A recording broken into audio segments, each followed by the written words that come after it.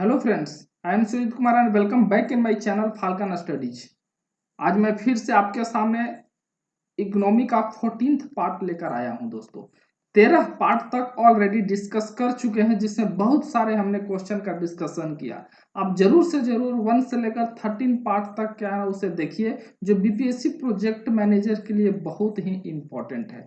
आज जो मैं आपके सामने बात करने जा रहा हूँ, फिजिकल सिस्टम ऑफ इंडिया का चल रहा है, एक सीरीज और आएगा पार्ट 15 पार्ट तक फिजिकल सिस्टम ऑफ इंडिया, उसके बाद हम नेक्स्ट चैप्टर करेंगे। तो यहाँ पे हमारा क्या हुआ, 14th पार्ट इसका हमारा चल रहा है, जो कि फिजिकल सिस्टम ऑफ इंडिया से रिलेटेड है।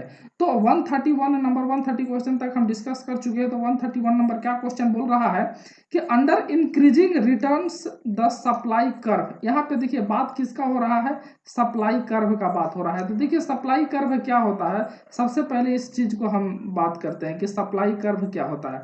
देखिए सप्लाई कर्व में क्या होता है कि जैसे जैसे हमारा क्या होता है, प्राइस अगर हमारा इंक्रीज हो जाता है, जैसे जैसे हमारा प्राइस इंक्रीज होता है तो हमारा सप्लाई भी क्या होता है, यहाँ पे इंक्रीज होता है। जैसे कहने का मतलब है कि कोई अगर मान लीजिए व्यापारी है, जब क्या है ना मार्केट में क्या है, अगर दुकान में अगर मान लीजिए किसी भी अगर जो भी ऑब्जेक्ट है या जो भी कमोडिटी है, उसका अगर प्राइस अगर हमारा इंक्रीज हो रहा है, तो जो हमारा व्यापारी जो क्या करता है कि सप्लाई क्या करता है, वो ज़्यादा से ज़्यादा मंगवा के रखता है ताकि उसको प्रॉफिट ज़्यादा हो। तो ये हमारा डायरेक्टली प्रोपोर्शनल हमारा वेरी करता है। अगर हमारा प्राइस डिक्रीज होगा तो सप्लाई भी यहाँ पे क्या हो जाएगा, डिक्रीज हो, सप्लाई भी यहाँ पे क्या हो जाएगा, डिक्रीज होगा। अब प्राइस इंक्रीज होगा तो सप्लाई भी इंक्रीज होगा। तो यहाँ पे बोल रहा है increasing return of supply curve. तो इंक्रीजिंग अगर होगा तो ये हमारा हमेशा क्या होगा, इस तरीके से एक तरीके से पॉजिटिव स्लोप ही देगा। तो option number A is the correct answer for this question. Next अगर हम बात करते हैं कि डेवलपमेंट मतलब क्या होता है, सबसे बड़ी बात है कि डेवलपमेंट का मतलब क्या होता है। अगर इकोनॉमिक ग्रोथ अगर ज्यादा होता है, इसको हम क्या बोलते हैं, डेवलपमेंट। तो इसका आंसर जो होगा option number C, wider than economic growth. So option C is the correct answer. अगर हम नेक्स्ट बात करते हैं कि in the short run a producer continues his production as long as he cover. कहने का मतलब है कि शॉर्ट रन में क्या होता है कि जो एक प्रोड्यूसर है, वो अपना प्रोडक्शन को कब तक एक क्या करता है, कंटिन्यू करता है, जब तक कि वो कवर नहीं कर लेता। किसको नहीं कवर कर लेता है, variable cost, fixed cost, average cost और मार्जिनल कॉस्ट। तो जो आपका ऑप्शन जो है ऑप्शन बी होगा, जब तक कि वो फिक्स्ड कॉस्ट को कवर नहीं कर लेता है। तो सबसे पहले इसका हम आंसर देखेंगे बी। अब देखिए सबसे पहले हम आपको बता रहे हैं कि आखिर फिक्स्ड कॉस्ट क्या होता है और वेरिएबल कॉस्ट क्या होता है। इसमें हम सबसे अच्छा एक एग्जांपल आपको बताते हैं। जैसे मान लीजिए कि आप कोई पीएसयू कंपनी में क्या है काम कर रहे हैं, पीएसयू कंपनी में काम कर रहे हैं, तो जो आपका जो सैलरी आ रहा है, ठीक है, जो सैलरी आ रहा है वो आपका एक तरीके से हमारा क्या हुआ, फिक्स्ड कॉस्ट हो गया। लेकिन क्या हो रहा है कि इस सैलरी के बाद मान लीजिए कि नाइट ड्यूटी अगर आप क्या ना कर रहे हैं, नाइट ड्यूटी कर रहे हैं, तो एक तरीके से आपका एक सैलरी क्या हो जाएगा, कुछ इंक्रीज हो जाएगा, क्योंकि नाइट के कारण आपको क्या कुछ अलाउंस आपको मिलेगा, जिसके कारण जो सैलरी है आपको इंक्रीज होगा। तो वो एक तरीके से फिर क्या हो जाएगा, वेरिएबल कॉस्ट होगा। यानी सैलरी अगर हमारा फिक्स्ड है, कहने का मतलब है कि अगर सैलरी पर मंथ अगर मिल रहा है, वो हमारा फिक्स्ड कॉस्ट के कैटेगरी में आएगा। लेकिन उसी सैलरी पे जब अलाउंस लग जाता है, जब आप क्या है एक्स्ट्रा काम करते हैं, तो एक तरीके से वेरिएबल कॉस्ट बन जाता है। वेरिएबल कॉस्ट आपको क्या है, वेरी करता है, आपको टाइम टू टाइम ये वेरी करता है। अब यहाँ पे हम बात करते हैं, देखिए ध्यान से, कि फिक्स्ड कॉस्ट क्या है। देखिए fixed cost is a cost that does not change with an increase और decrease in the amount of goods and services. चाहे आपका गुड्स और क्या है ना सर्विसेज का अगर अमाउंट हमारा या तो इंक्रीज हो या तो डिक्रीज हो, फिक्स्ड कॉस्ट में कोई चेंजिंग नहीं होता है। यहाँ पे हम आपको गुड्स एंड सर्विसेज, देखिए बार बार गुड्स एंड सर्विस हमारा बहुत ही क्या ना छोटा चीज है। गुड्स क्या होता है कि जैसे जो भी हमारा ऑब्जेक्ट जैसे है, मान लीजिए कि जो भी हम या तो हम क्या कर सकते हैं, उसको टच कर सकते हैं, वो सब हमारा क्या ना गुड के अंतर्गत में आते हैं। जैसे कपड़ा हो गया, जो भी है, लैपटॉप हो गया, मोबाइल फोन हो गया, चाहे कोई भी हमारा कमोडिटी है, कोई भी ग्रोसरी है, सब गुड के कहने जो कि टेंजिबल हो। सर्विसेज कहने का मतलब है इनटेंजिबल होता है। यानी इस गुड को, जैसे मान लीजिए कि अमेजन ने क्या है, अमेजन से अगर मान लीजिए कि हम शॉपिंग कर रहे हैं, तो अमेजन से मान लीजिए कि एक हमने क्या है शॉपिंग किया है, एक मान लीजिए कि मोबाइल फोन का। तो ये मोबाइल फोन जो है हमारे लिए क्या हुआ, एक तरीके से हमारा क्या हुआ, ये गुड के कैटेगरी में आ जाएगा। लेकिन ये मोबाइल फोन हमारे तक ये क्या है ना पहुंचा रहा है, एक तरीके से अमेजन इसको क्या एक कर मोबाइल फोन को सर्विस दे रहा है। मोबाइल फोन का सर्विसिंग है कि यहाँ से यहाँ तक ये क्या है, कस्टमर तक ये पहुंच पा रहा है। तो एक तरीके से सर्विस हो गया। अगर हम नेक्स्ट बात करते हैं कि आखिर वेरिएबल कॉस्ट क्या होता है, तो वेरिएबल कॉस्ट आर क्या, volume related and change with the change in output level, ये हमारा चेंज होते रहता है। अगर इसका हम अगर ग्राफ अगर देखें तो देखिए फिक्स्ड कॉस्ट मतलब इस तरीके से हमारा कांस्टेंट होता है।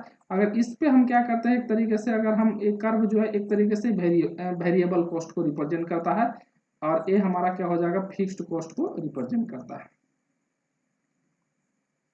नेक्स्ट बात करते हैं यहाँ पे कि इनविजिबल ट्रेड क्या होता है। तो सबसे पहले हम बात करते हैं इनविजिबल ट्रेड क्या मतलब क्या है। तो देखिए इनविजिबल आइटम वैसे आइटम होते हैं जिसको आप क्या है ना सिम नहीं कर सकते, उसको महसूस कर सकते हैं, ठीक है। और उसके बाद हम क्या बोलते हैं, टच्ड और मेजर्ड, इसको हम नहीं कर सकते हैं। फॉर एग्जाम्पल जैसे सर्विस ऑफ क्या ना शिपिंग, कोई भी मान लीजिए चीज को अगर आप शिपिंग में जो सर्विस दे रहे हैं, या बैंकिंग में जो हमारा सर्विसेज है, इंश्योरेंस में सर्विसेज है, तो उसको आप क्या ना देख नहीं सकते हैं, टच नहीं कर सकते हैं, मेजर नहीं कर सकते, बस उसको क्या कर सकते हैं, आप फील कर सकते हैं। वो सब हमारे इनविजिबल आइटम के कैटेगरी में आते हैं। तो देखिए invisible trade is a trade off government with public institution of the service like the bank, marine company. देखिए सर्विस यहाँ पे आ गया है वर्ड, तो सर्विसेज मतलब क्या हुआ, ये हमारा इनविजिबल ट्रेड के कैटेगरी में आएगा। So option B is the correct answer for this question. अगर हम नेक्स्ट बात करते हैं कि व्हाट इज रिसेशन, देखिए रिसेशन का बहुत बार नाम सुने हैं, आज फिर से सुन रहे हैं। रिसेशन मतलब क्या होता है, तो रिसेशन क्या होता है कि reduction in production and employment for want of sufficient demands of good. अगर हम बात करते हैं कि जो हमारा रिडक्शन क्या होता है, प्रोडक्शन में हमारा जो रिडक्शन होता है, और एम्प्लॉयमेंट में जो हमारा रिडक्शन होता है, जो कि एक तरीके से हमारा सफिशिएंट गुड के लिए, जो भी हमारे गुड का जो सफिशिएंट डिमांड की जो चाहत है, उसमें एम्प्लॉयमेंट और प्रोडक्शन का जो एक तरीके से रिडक्शन होता है, उसी को हम क्या बोलते हैं, रिसेशन।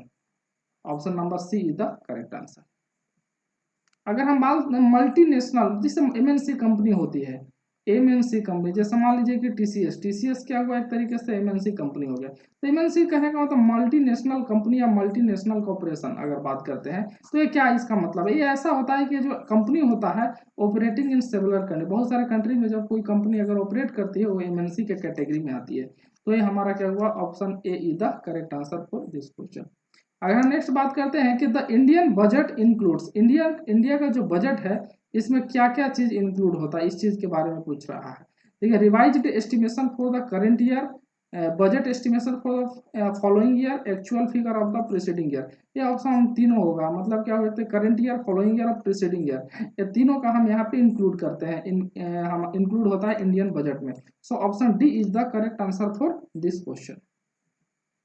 अगर हम नेक्स्ट बात करते हैं कि fund belonging to government of India are kept in, जो भी फंड जो है गवर्नमेंट ऑफ इंडिया से जो बिलोंग करता है वो किस में होता है, consolidated fund, public account fund of India, contingency fund. तो याद रखिएगा consolidated fund, public account fund और कंटीजेंसी फंड, तीनों फंड जो होता है गवर्नमेंट ऑफ इंडिया के कैटेगरी में आता है। So option D is the correct answer for this question. अगर हम नेक्स्ट बात करते हैं कि डिफ्लेटर इज अ टेक्निक, देखिए डिफ्लेटर का मतलब क्या होता है, सबसे पहले हम समझेंगे कि डिफ्लेटर का मतलब क्या होता है।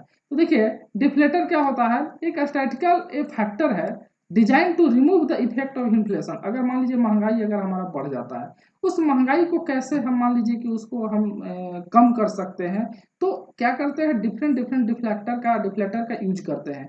Inflation adjusted variable are in constant dollar, जैसे मान लीजिए कि अगर डॉलर अगर प्राइस क्या है ना इंक्रीज हो रहा है, जैसे मान लीजिए कि अगर डॉलर का प्राइस बढ़ रहा है, तो हमारा कहने का मतलब क्या है, और हमारा जो कहने का इंडिया का जो करेंसी है उसका वैल्यू कम हो रहा है, तो इसका मतलब क्या हो रहा है कि हमारे इंडिया में क्या हो रहा है, इन्फ्लेशन क्या, महंगाई क्या है ना बढ़ रही है। तो इसको कम करने के लिए बहुत सारे डिफ्लेटर का यूज करते हैं। जैसे एक होता है जीडीपी डिफ्लेटर, एक जो वर्ड है जीडीपी डिफ्लेटर, जीडीपी जो डिफ्लेटर होता है उसको कैलकुलेट करते हैं हम नॉमिनल जो जीडीपी आता है, नॉमिनल जीडीपी, और डिवाइड कर देते हैं इसको हम रियल जीडीपी से, रियल जीडीपी और इनटू क्या करते हैं 100, तो यहाँ से हमारा क्या होता है, जीडीपी डिफ्लेक्टर आता है, nominal GDP divided by real GDP into 100।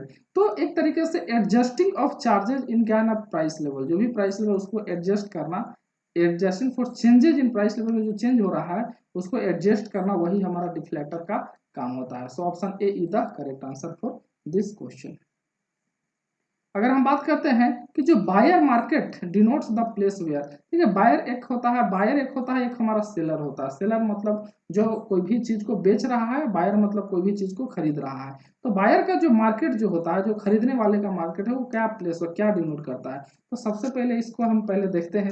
देखिए बायर मार्केट जो होता है वो क्या डिनोट करता है, एक ऐसा प्लेस जहाँ पे सप्लाई जो है ना वो ज्यादा होता है डिमांड से। देखिए अगर मान लीजिए कि सप्लाई जो है, अगर सप्लाई अगर डिमांड से अगर ज़्यादा हो गया, ठीक है, कहने का मतलब है कि अगर डिमांड अगर मान लीजिए किसी भी, अगर मान लीजिए 10 यूनिट अगर डिमांड है और सप्लाई यहाँ पे 50 यूनिट हो रहा है, तो खरीदने वाले के लिए सबसे अच्छा जो जगह है, क्योंकि 10 यूनिट का डिमांड है, 50 यूनिट है, तो आराम से क्या है ना सस्ता भी चीज़ मिल जाएगा। तो एक तरीके से हमारा बायर मार्केट के कैटेगरी में आएगा। एक होता है हमारा सेलर मार्केट। तो सेलर मार्केट जो होता है, इस पे जो डिमांड जो होता है, वो डिमांड हमारा इंक्रीज हो जाता है सप्लाई से। तो यहाँ पे क्या होता है कि जब डिमांड हम ज़्यादा बढ़ जाता है और सप्लाई यहाँ पे कम आ रहा है, तो यहाँ पे क्या होता है, सेल करने में ज़्यादा फायदा होता है। तो ये जो प्लेस है वो हमारा क्या होता है, सेलर मार्केट के कैटेगरी में आता है। और ये जो सप्लाई जब ज़्यादा है डिमांड से, तो बायर मार्केट के कैटेगरी में आता है। तो ऑप्शन इसका ए इज द करेक्ट आंसर। तो 140 का हमारा ए हमारा सही। अगर हम बात करते हैं डेफिसिट फाइनेंसिंग इज स्पेंडिंग, ठीक है, डेफिसिट फाइनेंसिंग क्या होता है, सबसे पहले बात करते हैं। डेफिसिट फाइनेंसिंग इज स्पेंडिंग, इसका मतलब क्या है कि by getting foreign aid less than what is needed in excess expenditure than revenue. ठीक है, डेफिसिट फाइनेंसिंग मतलब क्या होता है कि एक्सेस एक्सपेंडिचर देन रिवेन्यू। कहने का मतलब है अगर रिवेन्यू अगर हम जो कमा रहे हैं, अगर मान लीजिए 100 रुपया कमा रहे हैं, 100 रुपया अगर हमारा रिवेन्यू आ रहा है, ठीक है, लेकिन हम यहाँ पे 105 रुपया अगर हम खर्च कर दे रहे हैं, तो एक तरीके से घाटा लग रहा है हमारा। ये जो घाटा होता है ये डेफिसिट फाइनेंसिंग के कैटेगरी, 5 रुपये का जो घाटा जो हो रहा है, एक तरीके से क्या है, डेफिसिट फाइनेंसिंग के कैटेगरी में आता है। तो कहीं भी अगर मान लीजिए एक्सपेंडिचर अगर ज्यादा हो गया रिवेन्यू से, तो हमारा डेफिसिट फाइनेंसिंग के कैटेगरी में आता है। So option C is the correct answer for this question. अगर हम बात करते हैं कि main bearers of the burden of the indirect tax, indirect tax का मेन बियरर हमारा कौन है, इनडायरेक्ट टैक्स का जो बर्डन का जो मेन बियरर इसमें कौन है, मैन्युफैक्चरर, ट्रेडर, कंज्यूमर या टैक्स पेयर। ये हमारा तो कंज्यूमर हमारा करेक्ट आंसर है। So option option C is the correct answer. अगर हम नेक्स्ट बात करते हैं कि a tax that takes away a higher proportion of one's income as the income rises in turn rise. कहने का मतलब है यहाँ पे देखिए 3 तरीके का टैक्स हम बताए, एक प्रोग्रेसिव टैक्स होता है, एक प्रोपोर्शनल टैक्स होता है, एक रिग्रेसिव टैक्स होता है। तो ये बहुत ही इंपॉर्टेंट चीज है, इस चीज को समझिए। प्रोग्रेसिव टैक्स क्या होता है, एक ऐसा टैक्स होता है जिसमें क्या होता है कि जो हायर इनकम ग्रुप जो होता है उस पे जो टैक्स जो है हायर लगा। अगर मान लीजिए कि अगर अंबानी है, ठीक है, तो अंबानी क्या है, पैसा क्या है, अगर एशिया में क्या है नंबर 1 पैसा कमाने में है, तो अंबानी ज्यादा पैसा कमा रहे हैं तो टैक्स भी ये ज्यादा पे कर रहे हैं।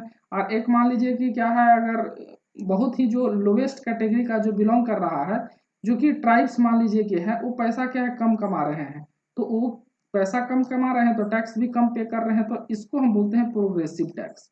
प्रोपोर्शनल टैक्स एक ऐसा टैक्स होता है जिसमें क्या होता है कि सभी को सेम परसेंटेज ऑफ क्या है ना इनकम, सभी जो इनकम ग्रुप होते हैं ना उनको एक समान टैक्स क्या है ना पे किया जाता है, उसको हम बोलते हैं प्रोपोर्शनल टैक्स। और रिग्रेसिव टैक्स ये होता है कि अगर मान लीजिए कि जो हायर इनकम ग्रुप होता है, हायर इनकम ग्रुप होता है, उस पे जो टैक्स जो होता है वो लो लगता है, लोअर इनकम ग्रुप पे जो टैक्स जो है वो हाई लगता है, वो हमारा रिग्रेसिव टैक्स के कैटेगरी में आता है। तो यहाँ टैक्स दैट टैक्स अब higher proportion of one income as the income rises, जब इनकम राइज होता है तो हायर प्रोपोर्शन ऑफ टैक्स जो होता है, यानी इनकम ज्यादा तो टैक्स ज्यादा, एक तरीके से कौन सा टैक्स हो गया, प्रोग्रेसिव टैक्स का एग्जाम्पल है। Option number B is the correct answer. यहाँ पे देखिए द इंडियन इनकम टैक्स, जो इंडियन इनकम टैक्स है वो हमारा क्या है, डायरेक्ट टैक्स है कि प्रोग्रेसिव टैक्स है कि इनडायरेक्ट टैक्स है कि प्रोपोर्शनल टैक्स है। अगर इस चीज को हम बाद में बात करें तो डायरेक्ट टैक्स और प्रोग्रेसिव, इंडिया में कौन सा टैक्स है, डायरेक्ट टैक्स, प्रोग्रेसिव टैक्स। तो option A is the correct answer, Indian income tax. Indian income tax जो है एक तरीके से डायरेक्ट टैक्स, इनडायरेक्ट टैक्स तो होगा नहीं क्योंकि इनकम टैक्स हमारा डायरेक्ट टैक्स होता है। तो डायरेक्ट टैक्स और प्रोग्रेसिव टैक्स, जो ज्यादा पैसा कमाएगा इंडिया में वो ज्यादा टैक्स देता है, और जो कम पैसा कमाता है वो कम टैक्स देता है। इसीलिए हर स्लॉट क्या ना बांटे गए हैं कि इतना लाख से लेकर इतना लाख अगर ईयरली आपका इनकम है तो इतना परसेंटेज टैक्स आपको लगेगा, इस हिसाब से इसको प्रोग्रेसिव टैक्स की कैटेगरी में आता है। So option A is the correct answer. यहाँ से हम देखते हैं excise duties are taxes on.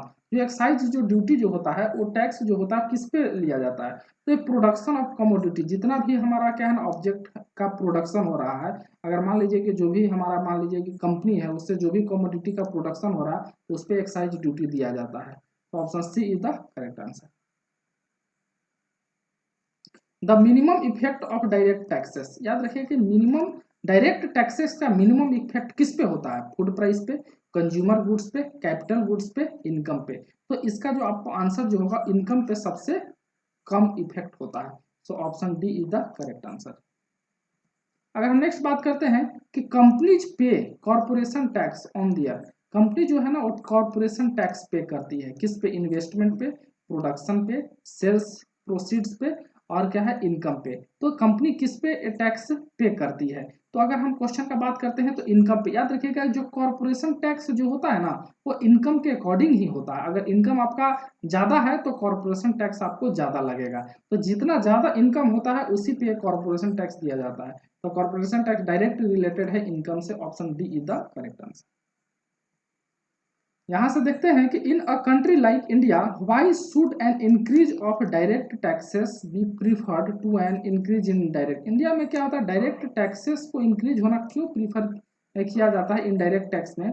तो सबसे पहले अगर direct taxes serve the ends of socialism by taking away the excessive wealth from the rich, direct taxes involve the will of section of the society while indirect tax affect the masses good. It is easy to realize direct taxes and is thus useful in the country troubled by the tax evasion. तो option D is the correct answer. इसमें सभी जो आपको statement है correct है। अगर हम next बात करते हैं कि जो fresh evaluation of every item of expenditure from the every beginning of each financial year, ये बहुत इंपॉर्टेंट है, मैं आपको पढ़ा चुका हूं कि कोई भी हमारा जो बजट का जो शुरुआत होता है तो उसमें क्या होता है कि जो भी एक्सपेंडिचर जो होता है उसको फ्रेशली क्या होता है इवेल्युएट किया जाता है और उस बजट को क्या बोलते हैं, तो उस बजट को जीरो बेस बजट बोलते हैं। Option D is the correct answer. अगर हम बात करते हैं कि the rate of growth of per capita income is equal to, कि जो हमारा रेट ऑफ ग्रोथ है पर कैपिटा इनकम वो किसके इक्वल होता है, rate of growth of national income divided by the rate of growth of population, growth in national income divided by the increase in population, rate of growth of national income minus rate of growth of population. C is the correct answer. मतलब rate of growth of per capita income जो होता है वो rate of growth of income minus कर देंगे rate of growth of population, यही हमारा क्या देता है rate of growth per capita income. So option C is the correct answer for this question. अगर हम नेक्स्ट बात करते हैं कि consider the following statement relating to estimation of national income, मतलब नेशनल इनकम को एस्टिमेट करने के लिए इसमें से कौन सा स्टेटमेंट हमारा क्या है करेक्ट है, इसके बारे में हम बात करेंगे। पहला क्या है, foreigners working in Indian embassy are normal residents of India, बहुत सही है, वन इज द सही करेक्ट आंसर। उसके बाद बात करते हैं foreigner working in the office of WHO, World Bank, UNO located in not are, मतलब जो इंडिया में इसका जो ऑफिस लोकेट है चाहे WHO वर्ल्ड हेल्थ ऑर्गेनाइजेशन या वर्ल्ड बैंक हो या यूनाइटेड नेशन ऑर्गेनाइजेशन हो, is are not normal residents of India, बिल्कुल क्या है ना सही है। So 1 and 2 is the correct answer. So B is the correct answer for this question. अगर हम नेक्स्ट बात करते हैं कि consider the following items of wholesale price index, देखिए कल ही हम बात किए हैं लेक्चर नंबर 13 में, आप इसको देखिएगा होलसेल प्राइस इंडेक्स WPI का हम बात की। होलसेल प्राइस इंडेक्स में बहुत सारे कमोडिटी, 4 कमोडिटी को रखा गया है। इसमें बोल रहा है कि जो प्राइमरी आर्टिकल है fuel and power, light, lubricant और मैन्युफैक्चरिंग प्रोडक्ट है, तो arrange the above item in descending order में बोल रहा है, घटते क्रम, सबसे बड़ा उसके बाद छोटा और छोटा। तो इसका option B is the correct answer होगा, यानी सबसे ज्यादा प्राइमरी आर्टिकल हमारा क्या है इसमें वेटेज है होलसेल प्राइस इंडेक्स कैलकुलेशन में। उसके बाद क्या है मैन्युफैक्चरिंग प्रोडक्ट का है, उसके बाद fuel, power, light and lubricant का है। So 1, 3, 2 is the correct answer. अगर हम बात करते हैं कि when the reserve bank of India announces N increase of cash reserve ratio, अगर मान लीजिए रिजर्व बैंक ऑफ इंडिया जो कि सेंट्रल बैंक है इंडिया का, तो अगर अनाउंस करती है कि कैश रिजर्व रेशियो क्या क्या इंक्रीज हुआ, तो इसका मतलब क्या है, इसका मतलब है कि जो commercial bank will have less money to lend. So option A is the correct answer for this question. अगर हम बात करते हैं कि इंडिया में the tax proceeds of which one of the following as a percentage of gross tax revenue has significantly declined in the last 5 year। Last 5 year में जो है कौन सा हमारा एक तरीके से रेवेन्यू जो है ग्रॉस टैक्स रेवेन्यू डिक्लाइन हो रहा है? Service tax, personal income tax, excise duty और कॉर्पोरेशन टैक्स। तो सबसे ज्यादा 5 साल में अगर डिक्लाइन देखा गया है तो इसमें आपका करेक्ट आंसर है excise duty. Option C is the correct answer for this question. Consider the following statement: in India, taxes on transaction in a stock exchange and futures market। देखिए फ्यूचर मार्केट और stock exchange में जो आपका transaction पर जो taxes जो India में है तो किसके द्वारा? Levied by the union, collected by the state. तो इसका आपका आंसर जो होगा 155 का, ये यूनियन के द्वारा क्या है ना इसको लिया जाता है, सिर्फ यूनियन के द्वारा क्या है इसको लिया जाता है। तो ए मतलब 1 ओनली इसका करेक्ट आंसर है। So option A is the correct answer. अगर हम बात करते हैं कि with reference to the Indian economy consider the following statement: the gross domestic GDP has increased by 4 times in the last 10 year.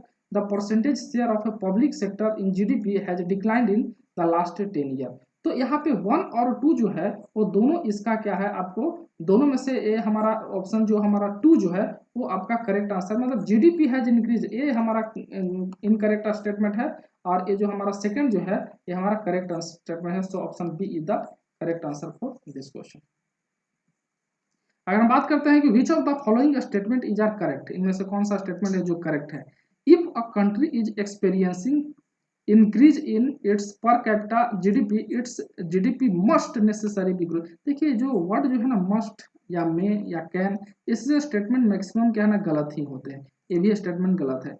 If country is experiencing negative inflation, it's GDP must be decreasing, ये भी हमारा क्या हुआ must है, ये भी हमारा गलत स्टेटमेंट है। सो नीदर नॉर मतलब 1 एंड नॉर 2, यानी कहने का मतलब है कि D is the correct answer. National income ignores, national income किसको इग्नोर करता है? Sales of farm, salary of employees, export of the IT sector, sale of land. तो इसका हम बात करते हैं जो सैलरी ऑफ जो एम्प्लॉय है उसको जो नेशनल इनकम है वो क्या करता है? इग्नोर करता है। तो B is the correct answer. अगर हम बात करते हैं कि an individual's actual standard of living can be assessed by, जो किसी भी मान लीजिए लोगों का जो लिविंग ऑफ स्टैंडर्ड है किससे हम क्या है ना असेस्ट करते हैं? ग्रॉस नेशनल इनकम से, कि नेट नेशनल इनकम, पर capita income, disposable personal income. ठीक है, डिस्पोजेबल पर्सनल इनकम से हम किसी का लिविंग ऑफ स्टैंडर्ड क्या असेस करते हैं? Option D is the correct answer. Actually क्या है ना डिस्पोजेबल पर्सनल इनकम जो होता है ना वो हमारा क्या होता है कि ये हमारा total personal income, total personal income minus personal current tax. कहने का मतलब है कि अगर टोटल पर्सनल इनकम में से पर्सनल करेंट टैक्स अगर माइनस कर देंगे तो डिस्पोजेबल पर्सनल इनकम आ जाएगा। जो भी पर्सनल इनकम है उसमें क्या करेंगे, जो टैक्स जो दे रहा है उसको माइनस कर देंगे तो एक तरीके से डिस्पोजेबल, और इसी के बेसिस पे हम क्या है जो भी लिविंग स्टैंडर्ड है इंडिविजुअल का वो असेस्ट करते हैं। अगर हम बात करते हैं कि consider the following statement about sinking fund, देखिए एक बहुत ही इंपॉर्टेंट चीज आया है सिंकिंग फंड।